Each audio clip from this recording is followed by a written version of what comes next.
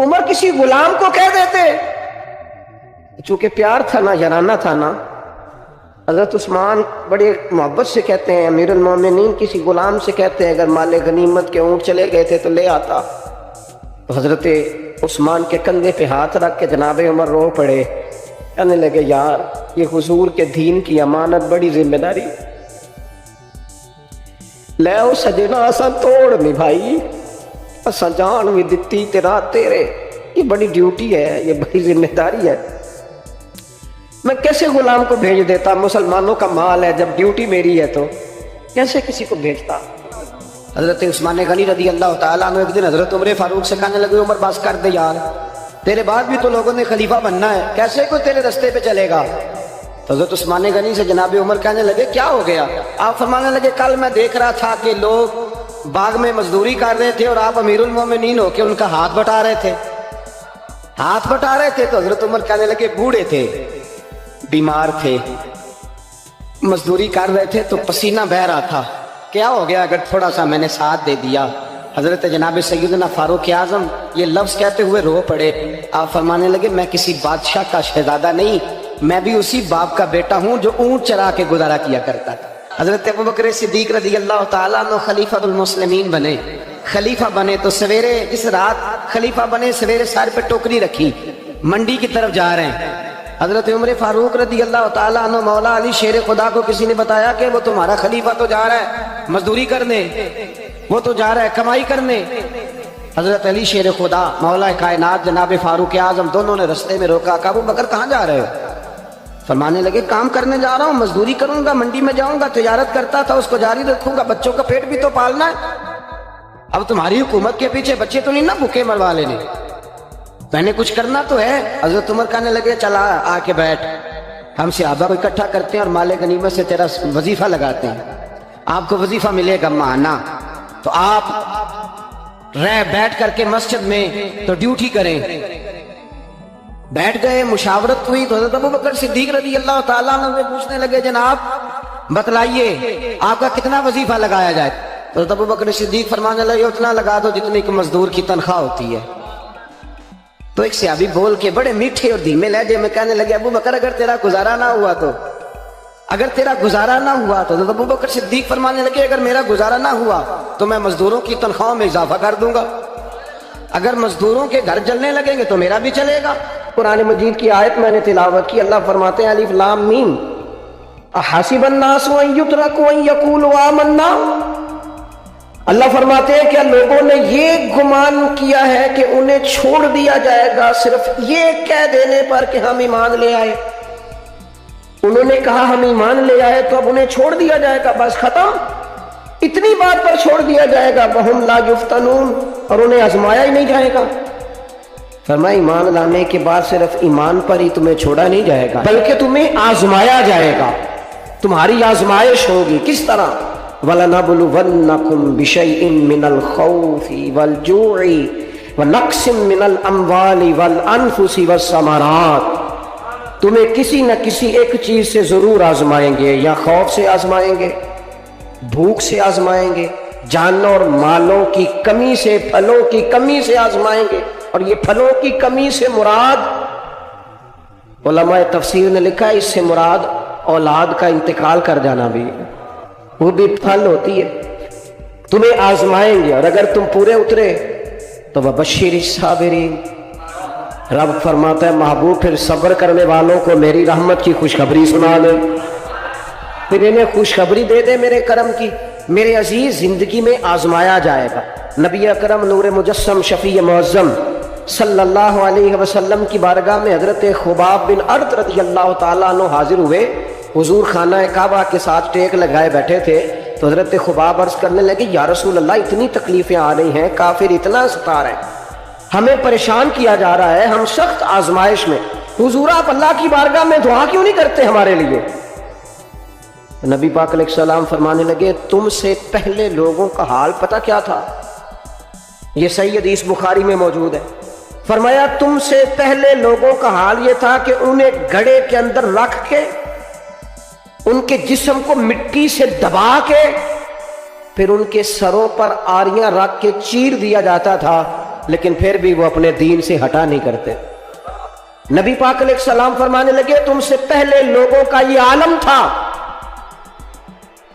کہ ان کے جسم لوہے کی کنگھیوں سے کریت دیے جاتے تھے، ان کا گوشت اتار دیا جاتا تھا، لیکن وہ اپنے دین سے ہٹنے کو تیار نہیں ہوتے تھے. یاری تیری سونا پر آزمائشاں تیریاں اگ.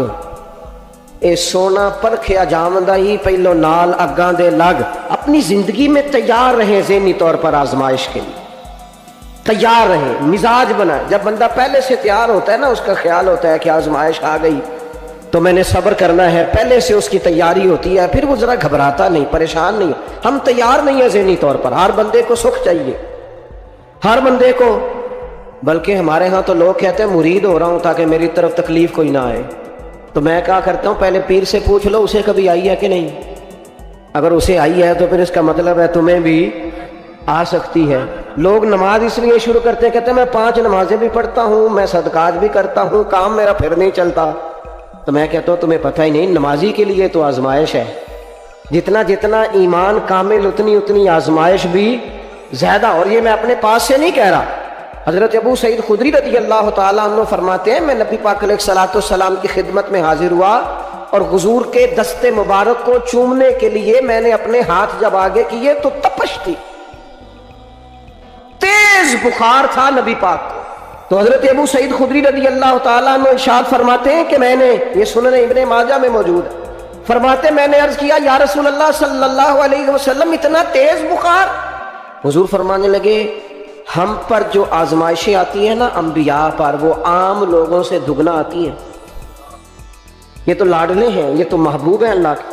فرمایا عام لوگوں سے دگنی آزمائش آتی ہے، لیکن فرمایا ہمارا رب بڑا کریم ہے، ہمیں اجر بھی ڈبل ہی عطا کرتا ہے، ہمیں اجر بھی ڈبل ہی عطا کرتا ہے. تو حضرت ابو سعید خدری کہتے ہیں موقع اچھا تھا، میں نے ایک سوال بھی کر دیا. میں نے کہا یا رسول اللہ صلی اللہ علیہ وسلم بتائیے نا بھلا دنیا میں زیادہ آزمائشیں کن کو آتی ہیں؟ تو حضور فرمانے لگے سب سے زیادہ آزمائشیں اللہ کے انبیاء کو آتی ہیں، نبیوں کو آتی ہیں.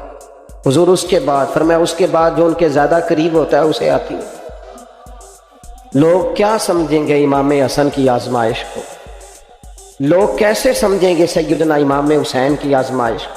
فرمایا جو ان کے زیادہ قریب ہوتا ہے اسے زیادہ آزمائش آتی ہے. تو حضور کے سب سے قریب تو امام حسن ہے نا، امام حسین ہے نا. تو کیا سمجھتا ہے قربت بس نسبت کے اظہار کا نام ہے اور بڑے لطف کے ساتھ زندگی گزارنے کا نام ہے؟ تو نبی پاک علیہ السلام نے فرمایا بات بڑی مزے کی ہے.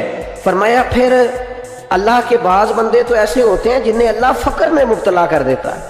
فرمایا ان کے پاس صرف ایک چادر رہ جاتی ہے، اتنا فقر ان کے پاس آتا ہے. لیکن جو حدیث کے آخری لفظ ہے نا وہ وجد والے ہیں، وہ وجد والے ہیں، وہ سرور والے ہیں. ہمارا یہ مزاج ہوتا ہے کہ میٹھا میٹھا کھا جاؤ اور ذرا کڑوا آ جائے تو سویرے بھی رو شام بھی رو، حال ہی کوئی نہیں، غریبی بڑی، پریشانی بڑی، حضرت صاحب گھر سے بیماری جاتی نہیں. اور جناب کیا بتائیں، بعض لوگ تو ایسے ہیں جن کی بات سن کے لگتا ہے زندگی میں کبھی سوئے ہی نہیں، اتنے بڑے بڑے دکھ سناتے ہیں. او خدا کی رحمت کا بھی تو ذکر کرنا، خدا نے جو تیرے اوپر انعامات کیے ان کا بھی تو ذکر کرنا، ان کا تذکرہ ہی نہیں کر رہا میرا بھائی. نبی پاک علیہ السلام نے فرمایا ان لوگوں پر دکھ آتے ہیں پر قربان ہونے کو جی چاہتا ہے ان لفظوں پر. حضور فرمانے لگے وہ رب کی طرف سے آنے والے دکھ پر بھی اس طرح راضی ہوتے ہیں جس طرح تم میں سے کوئی راحت ملنے پر راضی ہوتا ہے. سکون والی چیز ملنے پر جس طرح تم راضی ہوتے ہو اس طرح وہ دکھوں پر بھی راضی ہوتے ہیں. دکھ قبول محمد بخشا، دکھ قبول محمد بخشا پر ایک شرط لگائی چھوٹی سی میاں صاحب نے. انہوں نے کہا 100 دفعہ قبول ہے، دکھ 100 دفعہ قبول. دکھ قبول محمد بخشا پر راضی رہن پیارے. یہ شرط یہ ہے کہ تو راضی رہ، تو راضی رہ. دکھ قبول محمد بخشا، راضی رہن پیارے. اور حضرت سلطان صاحب کہنے لگے ایسا کیتی ہے جان حوالے رب دے، ایسا عشق کمایا ہے اسی مرن تو پہلو ہی مر گیا، باہو تا مطلب نو پایا. ہم نے تو پہلے سے ہی نتیجہ نکال دیا ہے. تو سکون ڈھونڈنے نکلا ہے, تو چاہتا ہے زندگی میں آرام مل جائے. کائنات میں سب سے زیادہ پیار اللہ کا اپنے محبوب کے ساتھ. لیکن دیکھ لو نا, پیدائش سے پہلے ہی حضور کے والد چلے گئے. 4 سال یا 6 سال کی عمر میں والدہ گئیں. 8 سال کی عمر تھی, محبوب کے دادا کا جنازہ اٹھا تو محبوب پیچھے پیچھے جنازے کے جا رہے. پھر وقت آیا جب تبلیغ دین کا, تو دنیا کا کون سا دکھ اور کون سی تکلیف اور کون سی اذیت ہے جو حضور کو نہیں دی گئی. لیکن کریم ہر وقت کہتے ہیں افلا اکون عبدا شکورا, میں رب کا شکر گزار بندہ نہ بنوں. ہر مقام پر کبھی بدر, کبھی احد, اور ہر طرح کی تکلیف, ہر طرح کی تکلیف. کبھی بیٹیوں کا دکھ, کبھی سیدہ عائشہ صدیقہ کے بارے میں منافقوں کی نازیبہ گفتگو. سارے دکھ محبوب کی حیات پاک میں رہے. کریم نے ان دکھوں کو برداشت کیا. پھر آپ دیکھ لیں دور حضرت صدیق اکبر کا آیا تو حضرت ابو بکر صدیق اس امت میں نبیوں کے بعد سب سے بڑا درجہ رکھتے ہیں. لیکن کوئی زندگی اس طرح کی تو نہیں کہ بڑے 2.25 سال بڑے آرام سے حکومت کی ہو. منکرین زکوٰۃ سے لڑنا پڑا حضرت ابو بکر صدیق کو. آزمائش تھی, لوگ منکر ہو گئے زکوٰۃ. حضرت صدیق اکبر لڑے, ختم نبوت کے تحفظ کے لیے لشکر تیار کیے. بہت سارے مسائل کا سامنا کرنا پڑا, صبح دن راتیں جناب ابو بکر نے مشقت کر کے خلافت اسلامیہ کو مضبوط کیا. حضرت عثمان غنی, ان کا دور آ گیا. یعنی وہ شخص جس نے چڑھتی جوانی میں بھی نظریں جھکا کے رکھی, اور جس شخص نے اپنا سارا مال دین پر قربان کر دیا, اس کے گھر کا گھیرا تنگ کر لیا گیا. بہت بڑی ذمہ داری حضرت عثمان پر آئی, بڑی. اور جناب عثمان غنی کا حال یہ ہے کہ 40 دن گزر گئے. جس شخص کے اپنے ذاتی مصارف لاکھوں کروڑوں میں لوگوں پر خرچ ہوتے ہیں, 40 دن سے اس نے کھانا نہیں کھایا. اسے ڈھب اور سلیقے سے روٹی پانی نہیں ملا, گھر میں قید ہیں. لوگوں نے کہا عثمان ہمیں اجازت دے دیں, ہم لڑیں. کہنے لگے کیسے دے دوں, حضور کا مدینہ اور میری وجہ سے خون بہہ جائے, بس میرے اوپر آئی ہے تو میں نبھاؤں گا, یہ ذمہ داری ہے. کہا پھر عثمان خلافت. فرمایا یار یہ بھی میری مجبوری ہے. میرے نبی پاک نے فرمایا تھا عثمان اللہ تمہیں قمیض پہنائے گا, لوگ اتارنا چاہیں گے, دیکھنا اتارنا نہ. وہ قمیض نہ اتارنا کیسے چھوڑ دو. حضرت عثمان بھی شہید ہو گئے, جناب عمر بھی شہید ہو گئے. حضرت علی المرتضیٰ شیر خدا, وہ کیا 9-10 سال کی عمر سے حضور کے ساتھ چلے. ہر غزوے میں, ہر میدان میں, ہر جہاد میں, ہر جگہ آگے آگے. ان لوگوں نے دین سے نفع نہیں لیے. حضرت علی المرتضیٰ شیر خدا تو کوفے کی جامع مسجد کے پاس کھڑے ہو کے کہتے تھے میری کوئی بندہ زیرہ خرید لے. امیر المومنین کہہ رہے ہیں میری طامت زیادہ پھٹ گئی ہے, اب تو پیوند لگنے کی جگہ بھی کوئی نہیں بچی, یہ زیادہ پھٹ گئی ہے. اگر مزید پیوند لگ سکتے ہوتے تو میں زیرہ نہ بیچتا, یہ میری زیرہ کوئی خرید لے, کوئی خرید لے زیرہ.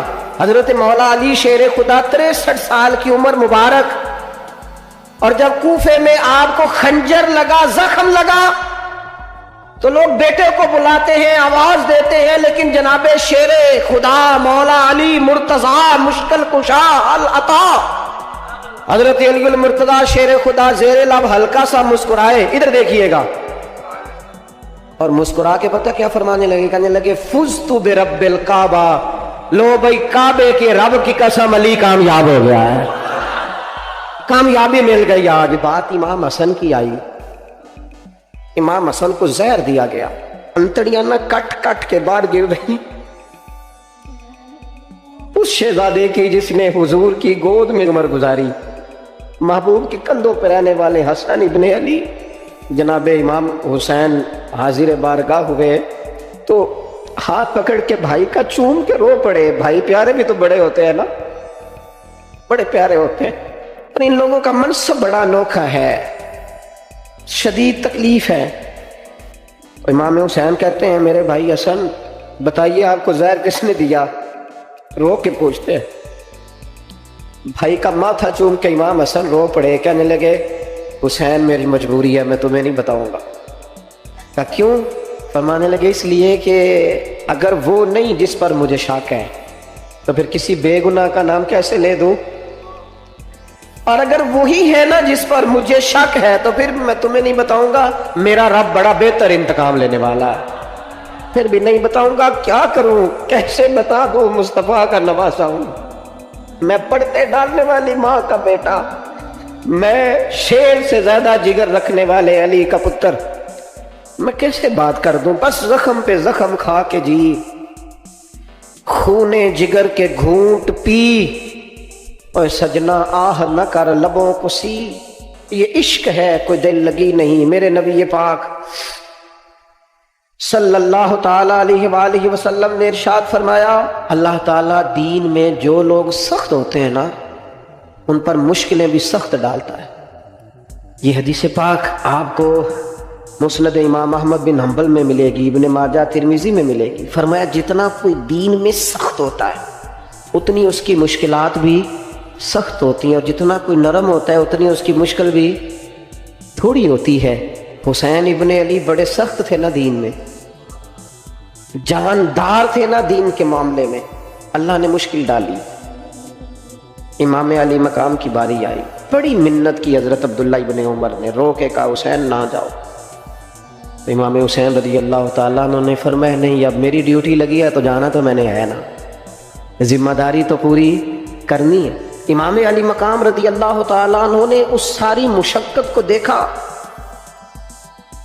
گھر چھوڑنا بڑا مشکل کام ہے، گھر چھوڑنا، جہاں انسان رہا ہوتا ہے نا والدین کے ساتھ، جہاں وقت گزارا ہوتا ہے، کبھی بندہ بوڑھا بھی ہو جائے تو خوابیں اپنے پرانے مکان کی آتی ہے، خواب بھی کبھی آئے نا تو وہیں گھومتا انسان اپنے آپ کو پاتا ہے۔ لیکن امام حسین نے کہا کہ بس اب وقت آیا ہے تو اب یہ چھوڑنا ہے، ہم نہ قربانی دیے بغیر پاس ہونا چاہتے ہیں، ہم کوئی مشقت سہے بغیر نمبر لینا چاہتے ہیں، ہم کوئی کام کیے بغیر رتبہ پانا چاہتے ہیں، ایسا ہوتا نہیں نا، یہ ممکن نہیں۔ آپ تاریخ پڑھے نا انبیاء کی، حضرت نوح علیہ السلام نے 950 سال محنت کی ہے، اور میں سورہ ہود دیکھتا ہوں تو میں وہ انداز دیکھتا ہوں جس طرح کفر ان سے بات کرتا تھا، بڑی جدوجہد کی حضرت نوح نے، لیکن پتہ ہے دکھ اس سے بڑا کیا دیکھا، اپنا بیٹا ہی کافر ہو گیا۔ مالک امتحان ڈالتا ہے تو بڑے بڑے، اور حضرت نوح نے اپنے بیٹے کو ڈوبتے دیکھا، کہا مالک میرا بیٹا، فرمایا نہیں یہ تیرا ہے ہی نہیں، تیرے طریقے پر نہیں تو تیرا کیسے ہوگا، کسی کی نسل کے لانے کے لیے تو اس کے عقیدے پر ہونا ضروری ہے، تیرا نہیں۔ حضرت نوح نے مشقت دیکھی، واتخذ اللہ ابراہیم خلیلا، ابراہیم اللہ کے پیارے ہیں نا، لیکن زندگی پوری پڑھ کے دیکھ لو، ساری کی ساری مشقت مصائب سے بھری ہوئی، آزمائشوں سے لدی ہوئی، کبھی انہیں قوم آگ میں ڈالتی ہے، اور کبھی 86 سال عمر ہو گئی تو اولاد کوئی نہیں، اور دعا مانگ کے رب بیٹا وہ دیتا ہے جس کی پیشانی میں نور محمدی چمکتا ہے۔ اچھا پہلے دیا نہیں، اب دیا، فلما بالغا ماہ سعیا، اور جب وہ ذرا ساتھ چلنے کے قابل ہو گیا، ہر بندہ کہتا نہیں منون خیر ہے میرا پتر جوان ہو گیا، جب وہ بیٹا ساتھ چلنے کے قابل ہوا تو فرمایا ذبح کرو نا ذبح، تھوڑی دیر کے لیے دل پہ ہاتھ رکھ کے بتاؤ، اور بچے کو بخار چڑھ جائے تو نیند نہیں آتی، مائیں منتیں مانگتی پھرتی ہیں، روتے پھرتے ہیں باپ، بچے کی طبیعت ٹھیک نہیں، فقط بیمار ہے، اور جسے یہ کہا جائے ذبح کر، جناب ابراہیم تیار ہو گئے اور بیٹے کو ذبح کر دیا، چھری چلا دی۔ وہ تو مالک نے کہا کہ ابراہیم تم پر سلام ہو، تم نے اپنا خواب سچ کر دکھایا۔ ساری زندگی دیکھیں نا آپ آزمائشوں سے بھری، ادھر آ جائے نا جناب ایوب ہیں، کتنے بیمار ہو گئے، کتنے بیمار ہو گئے، 12 سال گزر گئے طبیعت خراب کو، 8 دن کے بخار میں لوگوں کے شکوے، 12 سال بیت گئے تو قبول محمد بخشا، بس عرض اتنی ہے کہ راضی رہن پیارے۔ آپ دیکھیں نا جناب یعقوب پیارے ہیں نا اللہ کے، لیکن آدھی زندگی روتے گزر گئی بیٹے کی یاد۔ جناب یوسف پیارے ہیں نا، سونا بنا کے نا، اور باپ کا لاڈلا بنا کے نا، मोहब्बत पूरी करा के, प्यार पूरा। या बुनैया ला तक़्सुस रुय्याका अला इख्वतिका फयकीदू लका कैदा इन्न शैतान लिल इंसानी अदुव्वुम मुबीन। ओ मेरे बेटे भाइयों से बात ना करना वरना वो कुचाल चलेंगे, शैतान आदमी का खुला दुश्मन है। इतना दुनिया में प्यारा बच्चा और उस वक्त कोई नहीं था जितने जनाबे यूसुफ हैं, पर यूसुफ कभी भाइयों की मार खाए, कभी कुएं में जाए। करीम का करम है ना, कुएं में फेंके तो बचा ले, लेकिन वहां से निकले तो फिर वो बिके, फिर कभी यहां बिके, कभी मिस्र के बाजार में बिके। और यार तू गौर तो कर, वही जनाबे यूसुफ अल्लाह के पैगंबर फिर जेल जाए, सारी तकलीफें सह के फरमाया लो यूसुफ अब मैं तुम्हें मिस्र का बादशाह बनाता हूं। आप जिसकी भी तारीख टटोल के लाएंगे ना वो आजमाइशों वाली वाला ना बोलो वन्नकुम बिशैइन मिनल खौफ, हम जरूर तुम्हें आजमाएंगे। इमाम हुसैन की बारी आई, वतन छोड़ना है हुसैन को। इमाम अली मकाम ने कहा कि हिजरत की थी ना, हुजूर ने भी वतन छोड़ा था। दूर खड़े हैं नाना तेरे करम के खजीने की खैर हो, मैं जा रहा हूं तेरे मदीने की खैर हो। फिर हुसैन इब्ने अली वहां से निकले, बच्चे साथ, डटना पड़ा, भूख प्यास बच्चों का साथ, फिर बच्चों की शहादतें, ये सारी चीजें इंसान को कमजोर कर देती है ना, लेकिन जिसकी शान बड़ी होती है उसकी आजमाइश भी बड़ी होती है।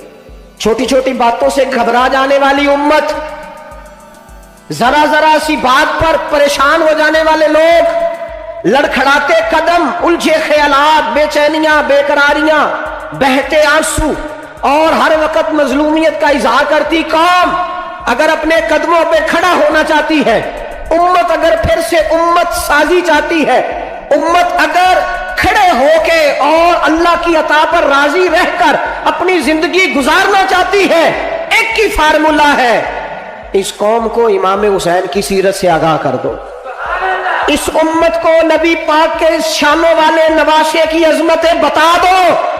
ये जो लोग सहमे सहमे डरे डरे से, परेशान से, कमजोर से, गरीबी की बात करते, देहाती होने की बात करते, सहमी सहमी बातें करते, इन्हें कहो डरो ना। वो देखो परदेश में हुसैन इब्ने अली थोड़ी देर पहले हजरत अली अकबर की लाश मुबारक उठा के लाए हैं और ला करके खेमे में रखी है, लेकिन उन्हें पता है कल भी तो जाना है ना, उन्हें पता है ना कितने कुछ साल जीना है, बिल आखिर जाना तो है ना। जिस धज से कोई मकतल में गया वो शान सलामत रहती है, इस जान की कोई बात नहीं, ये जान तो आनी जानी है। मौत बिस्तर पे भी आ जाया करती है, लेकिन जो मैदानों में डट के रहते हैं उनको तारीख जरा जिंदा रखा करती है। कमजोर जिंदगी ना गुजारो, डरी हुई जिंदगी ना गुजारो, और ये कभी ना कहो हाय हुसैन। हम हाय हुसैन वाले नहीं, हम वाह हुसैन वाले हैं। हमारे बुजुर्गों ने हमें ये सबक दिया है, हमने कहना वाह हुसैन। क्या कमाल कर दी इमाम अली मकाम ने, वाह हुसैन आपकी अजमत पे कुर्बान। इतने सारे दुखों के बावजूद जब शानों वाले नाना का शानों वाला पोता, अजमतों वाली माँ का अजमतों वाला बेटा, जुर्रतमंद बाप का बेटा मैदान में निकलने लगा है, तो डरा डरा सहमा सहमा रो के जला से दे के आंसू पूछ के नहीं, बल्कि इमाम हुसैन ने डट के खड़े होके वो इमामा सर पे बांधा जो मोहम्मद अरबी ने अता फरमाया था, वो जुब्बा पहना जो नाना ने दिया था, वो तलवार पकड़ी जो शेरे खुदा मौला अली पकड़ते थे, और हुसैन मैयतों के बावजूद मैदान में आए, फरमाया सामने खड़े हो जाओ, तुम्हें खुतबा देना है, इसलिए कि मोहम्मद अरबी का तरीका है जुमे वाले दिन खुतबा दिया जाता है। पूरे वसूख से इत्माम हुज्जत किया। और हुसैन इब्ने अली ऐसे तो नहीं थे कि डरे बड़ा थे तो उनसे तलवार नहीं चली, उन्होंने तलवार चलाई, जो एक एक दो दो करके आते रहे वो कटते रहे, वो कटते रहे। फिर आवाज एक गूंजी पीछे से, वो अकेले अकेले क्यों जाते हो, तुम्हें पता है अली का बेटा है। अली का घर तो वो घर है कि जिस घर का हर एक बच्चा जिसे देखो वही शेरे खुदा मालूम होता है। अकेले अकेले जाओगे तो तुम चेहरे की रोशनी नहीं देख रहे, आंखों की सुर्खी नहीं देख रहे, मिजाज का वलवला नहीं देख रहे, तबीयत का भागपन नहीं देख रहे, और जवानी में शहादत की लज्जत से आशना मोहम्मद का नवासा नहीं देख रहे। जरा मिल के जाओ, हाँ हाँ हुसैन इब्ने अली शहीद हुए हैं पर शानो शौकत के साथ, हाँ हाँ हुसैन इब्ने अली दुनिया से तशरीफ ले गए हैं پر عزت وقار اور عظمت کے ساتھ. ہاں حسین ابن علی کا سر کٹا ہے، مخالف نے تو اپنی طرف سے نیزے کی نوک پہ چڑھایا تھا اور حسین کا سر بول بول کے کہہ رہا تھا دیکھ لو میں کٹ بھی گیا ہوں پھر بھی سب سے اونچا ہوں، وہ دیکھو میں سب سے اونچا ہوں، سب سے اونچا ہوں میں.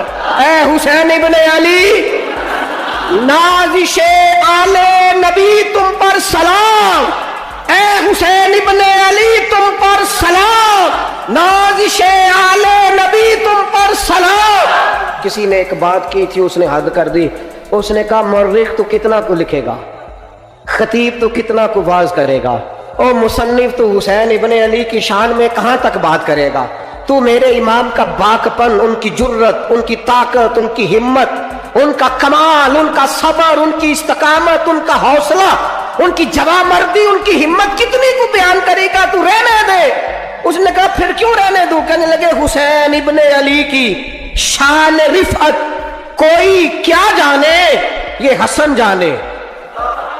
حسین ابن علی کی شان رفعت کوئی کیا جانے، یہ حسن جانے، یہ علی جانے، یہ نبی جانے یا خدا جانے. ہماری طاقت نہیں ہے کہ ہم امام علی مقام کی عظمت کو بیان کر. بس چپ کر میرے علی، ایتھے جا نہیں ہو. امام کا تذکرہ بندے کو جوان کرتا ہے، باہمت کرتا ہے، جینے کا حوصلہ دیتا ہے، میدانوں میں کھڑا کرتا ہے.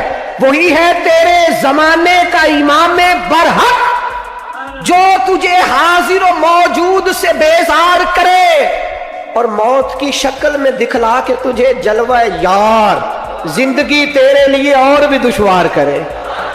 اور پلٹنا، جھپٹنا، جھپٹ کر پلٹنا، یہ لہو گرم رکھنے کا ہے ایک بہانہ. لہذا طاقتور بنو، باہمت بنو، کربلا کے واقعے سے طاقت حاصل کرو. پھر کہتا ہوں ہم ہائے حسین والے نہیں، ہم تو واہ حسین والے ہیں. ہمارا کہنا ہے کہ واہ حسین، اے حسین ابن علی تم پر سلام، نازش آل نبی تم پر سلام. ہم کہہ رہے واہ حسین، واہ حسین، واہ حسین، واہ حسین، یا حسین، واہ حسین، یا حسین، واہ حسین.